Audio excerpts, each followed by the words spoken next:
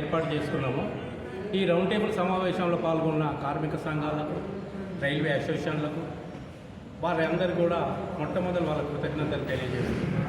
నిజంగా కూడా ఇవాళ సమావేశం రౌండ్ టేబుల్ కావడానికి కారణం ఏంటంటే ఏదైతే జూలై 22న రైల్వే బడ్జెట్ ప్రవేశం కానున్నది పార్లమెంట్లో. మరి చాలామంది అంటారు కేంద్రంలో అధికారం బీజేపీ ఉంది కదా, బీజేపీ వాళ్ళని కలిసి మీరు రౌండ్ టేబుల్ పెడితే ఈ ప్రాంతానికి కొంత ప్రయోజనం జరుగు కదా అనేటువంటి ఆలోచన భావన చాలామందికి సహజంగా కలిగి ఉండొచ్చు, కలుగుతుంది కూడా.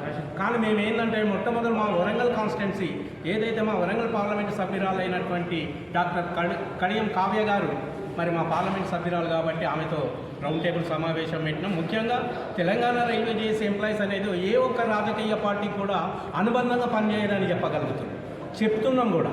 కానీ రాజకీయ పార్టీలే వాళ్ళంటే వాళ్ళు ఆలోచన చేసుకొని ఓహో ఇవాళ కాంగ్రెస్ తోటి పెట్టిల్లా అంటే కాంగ్రెస్ వీళ్ళకి అనుబంధం అని వాళ్ళు నిర్ణయించుకుంటే మేము సమాధానం చెప్పలేము.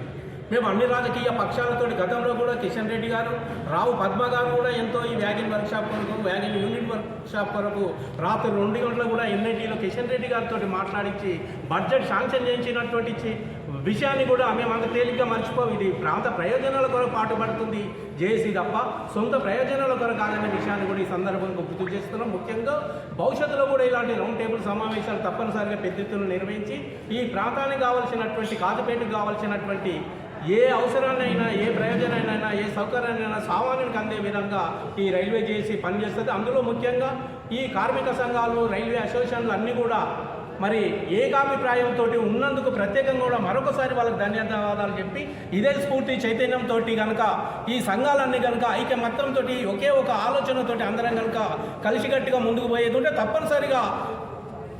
తప్పనిసరిగా కొద్ది రోజుల్లో ఒక విజయాన్ని చూడగలుగుతామని నేను ఆశాభావం వ్యక్తం చేస్తున్నా.